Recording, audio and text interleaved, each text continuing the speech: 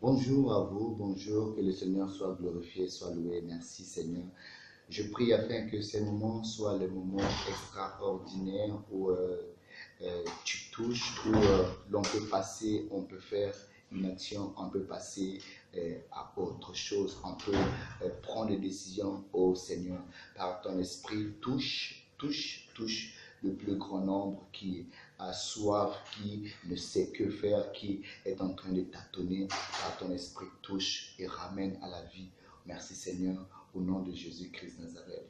Pour mon frère qui est connecté, pour ma soeur qui est connectée, pour ce bien-aimé qui est connecté, au Père et élève ta main, Saint-Esprit, manifeste-toi au nom de Jésus-Christ. Amen. Amen. C'est votre frère, le frère Joël. Je reviens encore avec un nouveau message et un nouveau partage à l'endroit de nous tous. Oui, et je ne cesse de le dire, nous avons un, un, un, un, un tas de sujets sur lesquels nous allons partager. C'est vrai que nous n'avons pas assez de temps, mais c'est juste pour épingler à chaque fois une thématique, de soulever, en fait, de mettre la lumière sur un sujet et nous permettre d'aller méditer, d'aller chercher, d'aller rentrer en profondeur afin de pouvoir en sortir le meilleur, afin de pouvoir euh, euh, euh, passer à l'action, faire quelque chose. Ne pas être un chrétien juste abonné aux églises, juste le dimanche aller dans les rassemblements, mais être un chrétien qui passe à l'action. Écoutez frère, si vous êtes un homme, un frère, un chrétien, quelqu'un qui a reçu Jésus, qui a donné sa vie à Jésus, dont Jésus vit en lui, et que vous ne faites rien, vous allez ressembler à un proche à nos corps, et vous allez vous rébeller contre Dieu. Vous allez devenir un ennemi de Dieu de numéro un. Si vous avez reçu Jésus et vous ne faites rien, et que vous ne passez pas à l'action, vous ne vous démarquez pas, vous allez être un rebelle quelque part. Alors, Dieu ne forme pas des rebelles. Jésus ne vous a pas sauvé pour que vous puissiez être des rebelles, mais il vous a sauvé pour que vous puissiez en sauver 1000 autres, bien d'autres, nombreux encore, qui sont restés dans les ténèbres et dans le gouffre du diable. C'est pour cela, c'est pour cette raison que vous êtes devenu chrétien. Si vous avez été sauvé, vous êtes rendu compte que là où vous étiez dans les ténèbres, vous avez accepté la lumière. Et le Seigneur vous a fait passer des ténèbres à la lumière. Et vous êtes devenu aujourd'hui un fils de Dieu, heureux, content, joyeux, libre de ce monde. Vous devez le témoigner. Vous devez parler de cela. Vous devez communiquer afin que le monde entende combien Dieu est bon. Et donc, si vous avez encore la timidité, la peur, la honte, détachez-vous-en donc de cela et confessez Jésus, proclamez Jésus. Dites-les, il y a un grand nombre qui ne connaît pas, qui n'a pas l'information. Ils sont nombreux et aussi, ils ont l'information, ils ont plusieurs paroles, mais ils n'ont pas votre témoignage. C'est que vous étiez, c'est que Dieu a fait au travers de vous. Ils ne connaissent pas ça. Parlez-en autour de vous, parlez-en de Jésus et laissez le monde faire le choix. Et laissez les gens venir à Christ. Alléluia, gloire à Dieu. Nous voulons parler justement de cela. Nous voulons que nous, en tant que chrétiens, nous puissions épingler un peu quelque chose, un fait qui est aussi important, un fait qui est aussi important. Être conscient que Jésus-Christ nous a fait passer des ténèbres à la lumière. Être conscient que nous sommes passés du royaume de Satan au royaume de Dieu. Donc, nous n'avons plus le monopole de nous considérer comme dans deux camps. Nous ne vivons pas en Christ ayant deux camps. Jésus ne cohabite pas. La lumière qui est Jésus ne cohabite pas avec les ténèbres qui est Satan. Alors, si vous avez donné votre vie à Jésus et que vous vivez encore de ténèbres, ce moment est le vôtre. Vous devez passer à l'action. Passez à l'action. Démarquez-vous. Faites quelque chose. Faites un pas. Confessez. Prenez la décision. Sortez.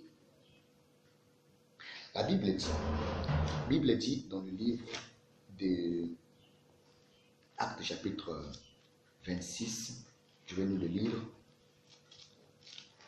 26, le verset 18. La Bible déclare, afin que tu leur ouvres les yeux. C'est le Seigneur qui le dit. Je t'ai choisi. C'est le Seigneur qui dit. Il dit ça. Et maintenant que tu écoutes, c'est à toi que Jésus-Christ va le dire. Je t'ai choisi du milieu de ce peuple et du milieu des païens vers qui je t'envoie, afin que tu leur ouvres les yeux, pour qu'ils passent des ténèbres à la lumière et de la puissance de Satan à Dieu, pour qu'ils reçoivent par la foi en moi le pardon des péchés et l'héritage avec les sanctifiés. Alors, mon frère, ma soeur, mon très cher collègue, parce que je sais que vous êtes nombreux, des collègues, des amis, des connaissances à suivre ces vidéos. L'interpellation, comme je l'ai dit tantôt, je n'ai pas le monopole d'avoir toute la connaissance de l'écriture. Nous épinglons juste des points. Aujourd'hui, la Bible dit, si tu écoutes sa voix, n'endurcis pas ton cœur. Dieu dit, je t'envoie pour que tu puisses ouvrir les yeux des autres. Chrétien, mon très cher frère, que fais-tu? Où en es-tu avec ta vie chrétienne, avec ta marche avec le Seigneur? Est-ce que tu es dans le méli-mélo? Est-ce que tu es encore de la musique mondaine? Est-ce que tu es encore de l'impudicité? Est-ce que tu couches encore avec les femmes de gauche à droite? Est-ce que tu es encore homme à femme? Est-ce que tu es encore femme aux hommes? Est-ce que tu es de la musique mondaine? Est-ce que tu es de la boîte de nuit? Est-ce que tu passes encore ton temps à te cacher? Est-ce que tu te livres encore à n'importe qui? Aujourd'hui, de nos jours, le diable a rendu les péchés aussi subtils. De nos jours, le diable a rendu les péchés aussi doux. Aujourd'hui, l'Éternel ne frappe pas à vue d'œil. Aujourd'hui, l'Éternel ne réprimande pas en spectacle.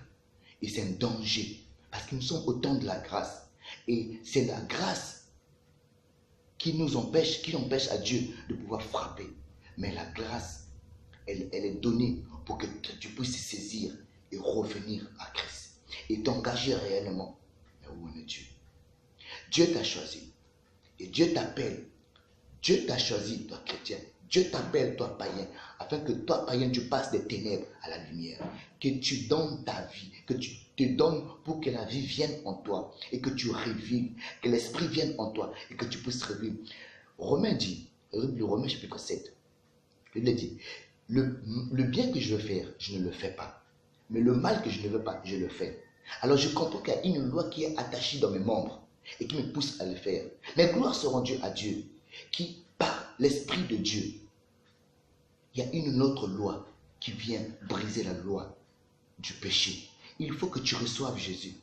Je ne sais pas quelle est la loi qui est en toi. Je ne sais pas quel est l'état que tu as. Mais il faut que tu passes des ténèbres à la lumière. Maintenant, comment le faire? Répands-toi. Sois baptisé et reçois le Saint-Esprit. C'est là. Es-tu baptisé? T'es-tu répandu de tes péchés? La Bible déclare dans le livre des Apôtres, chapitre 2, le verset, je vais vous le lire pour tous ceux qui me reçoivent maintenant. Chapitre 2, le verset 37, je vais dire le verset 38. Et Pierre leur dit, ok, je recommence au verset 37. Après avoir entendu ce discours, ils eurent le cœur vivement touché. Et ils dirent à Pierre et aux autres apôtres, « Oh frère, que ferons-nous » Pierre leur dit, « Répentez-vous et que chacun de vous soit baptisé au nom de Jésus-Christ pour le pardon de vos péchés et vous recevrez le don du Saint-Esprit. » C'est ça le canevas que les apôtres, que le Seigneur me donne. Et moi, je vais vous présenter ce canevas-là, la procédure, le cheminement, le chemin pour arriver à Dieu. Répentez-vous. L'heure est grave. Le Seigneur revient bientôt. Quand je ne le sais. Mais autant est-il que maintenant, il est l'heure pour toi de se repentir. De donner ta vie. Écoutez, la repentance consiste en ce que toi, tu te détaches de ce...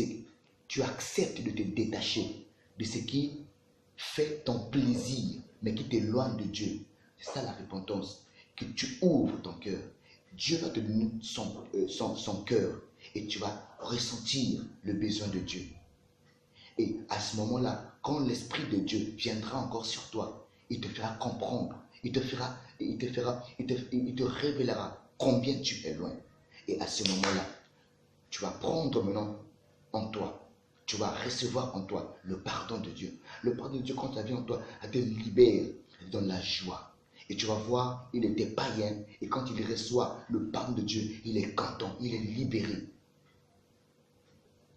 Et à ce moment-là, après, tu vas dans l'eau du baptême, le témoignage public, le témoignage devant les anges, devant le diable, devant les hommes, que tu es devenu aujourd'hui, que tu deviens enfant de Dieu. C'est aussi important.